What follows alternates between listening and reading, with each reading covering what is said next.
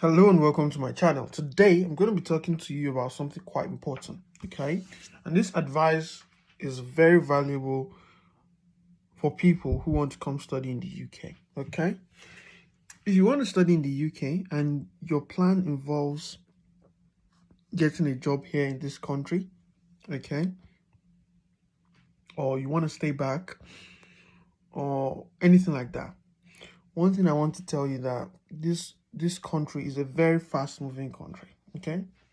Very fast-moving. And there, of course, you're not in your homeland and you're going to struggle.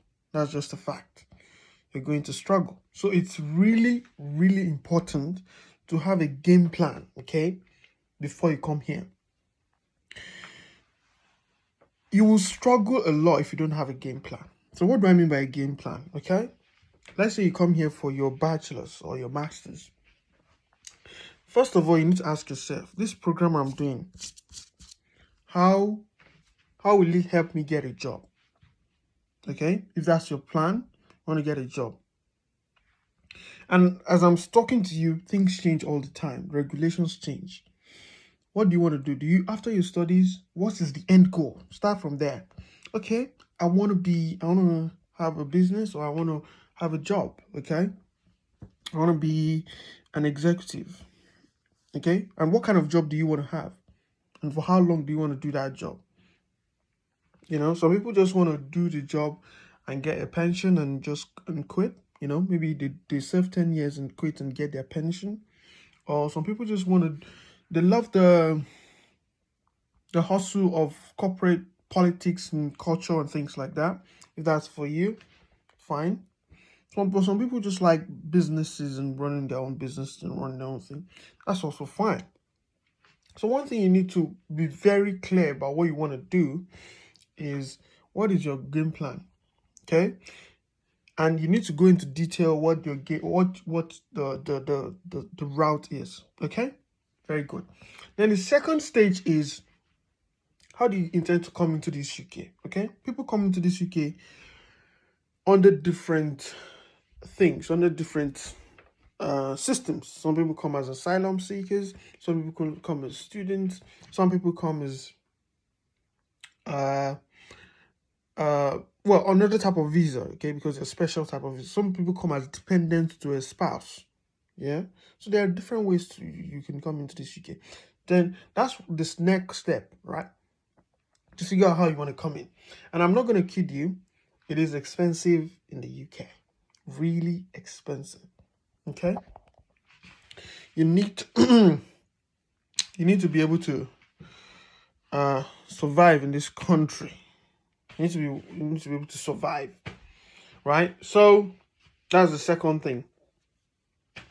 How do you intend to come to this? Then, so for example, the most common route for people is through the student visa, right? And the student visa, they give you 2 years post study. Just after your studies, you have 2 years where you can look for work or do what you want to do, right? So the thing is, after that, your master's or your studies, how do you intend to spend those 2 years? Okay, how do you intend to make money to live? How do you intend to do all of that? It's really important you ask yourself these important questions, because if you don't, you're gonna struggle. Okay, you're gonna struggle a lot.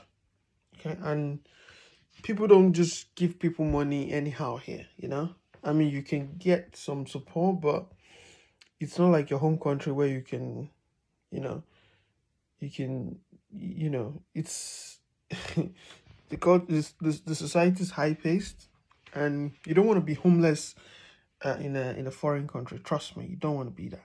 You don't want to be there. Even citizens that are homeless don't like it. You're gonna, as an immigrant, you're gonna have a much worse time. Okay, much worse. Okay.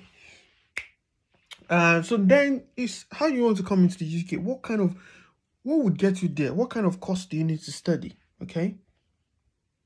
What kind of course do you need to study in order to come into the UK? For example, you want to study uh courses that will help you get to where you want to go to. I recommend studying STEM courses. I recommend it. So anything in science, technology, engineering, or maths, you know, courses like physics, chemistry, all those sort of things, because those are technologies that help, that help the country grow. So if you come in here uh, into this country and you're studying something like education, I mean, you can study it, but it's not very valuable. I'm just telling you the facts. I'm telling you the facts. It's not very valuable to the UK government. So science, technology, engineering, and maths are very valuable to them, to the UK government. So then also, if you want to come into this UK, you could also come with your spouse, right? And yeah. So, and one thing I do recommend is, if you want to come to this UK, try to bring, if you're married, try to bring your wife. Don't leave your wife in your home country, or your husband, because you're going to also struggle socially, because you're new to everything. You're new to everything, right? And yeah. And thirdly is, after and these things could take a process of 2 years just to get yourself going. And after you've applied and you've gotten to the UK, the first thing you do, don't be like me. The first thing I did when I came into this UK was play Call of Duty. I love Call of Duty. But don't be like me. The first thing you do is to find societies of people like you. So if you're in a smaller city, you may not find that kind of community. The first thing you need to do is go and find a community. Okay? These are the people that will put you through the local things you need to do. I mean, UK, everything is pretty straightforward, but there's sometimes that you need advice on how to deal with certain things that are not easy to get on the internet. You join those communities. So, for example, we have um um so if you're a Muslim, for example, there are Muslim societies of your country people, right? If you're a Christian, there are Christian societies or churches. So if you're a Muslim, you also go to a mosque. If you're an atheist, there's an atheist group or things like that, right? If you're whatever you're into, right? Join the community. That's really important, okay? Because you don't want to be a lone wolf here in this UK. Thirdly, is after you've joined the community, then you start finding communities that point where you want to go. Everything has to be strategic in this UK. You are not every decision you make is strategic. That doesn't mean you shouldn't have friends or or or have fun. No. But when you're dealing with a government, you have to play by the books. A sovereign government, okay? You have to play by the books, or else you'll be in big trouble. You don't want to be in big trouble. So you have to be strategic. So after you've done that, join those groups. Then the next thing is sustaining yourself. Even if you have money in your account, I recommend you get a job. Okay? You can sponsor yourself through everything. I recommend you get a job. Why? Number one, it helps you understand the culture. Okay? Number two, it helps you build some credibility. So if you want to use a bank account or something like that, they may need to know that or you want to rent a house, for example, they need to know that you have a job. So instead of paying, so some houses, if you don't have a job, you'd have to pay the entire rent in advance before they can give you the keys. But if you have a job, they allow you to pay in monthly installments, right? Then thirdly, you also supplement your income. And you don't have to get a 37 hour, you can get a part-time job, 20 hours contract, the 20 hours contract. And it doesn't have to be anything big. You can work in a care home, right? You can work, just get a job. It's really important. Now, after you've finished maybe your program or whatnot, after a while, you've kind of understood, then it's now time to start executing. And one thing I need to mention is live below your means.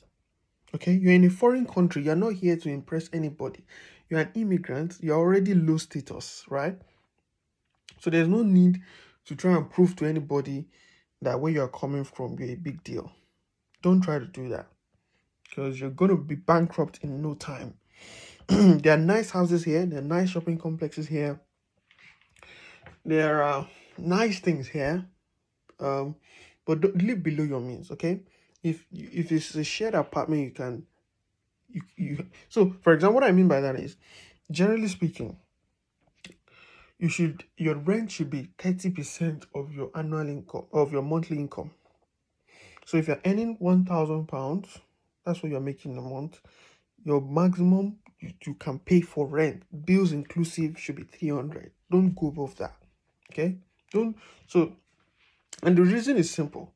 So that when you have an emergency, right? When you have an emergency, you can take from that money to keep you going for a few months. Okay? So you lost a job or things are not working out, you can relax and go from there. So that's it. And get the necessary documentation. Okay? Don't try to uh, cut corners. Play by the books. Okay? Even if other people are playing the system to get away, to get some things, don't do it. Because one day, every day is for the thief, one day is for the owner. It may look like they are getting away with it, right? Some people successfully get away with it in their lifetime, but if you're not a straight arrow,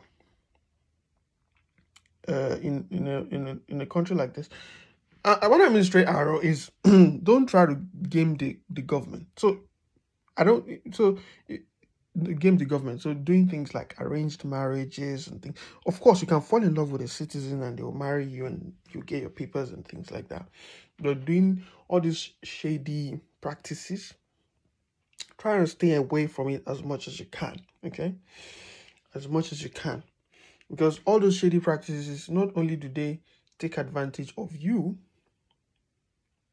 they not only can they take advantage of you, they can also put you in trouble with the government. Okay, put you in deep trouble with the government, and you don't want that. You don't want that. I know I've said a lot of things, but I hope I've been able to help you out. Cheers.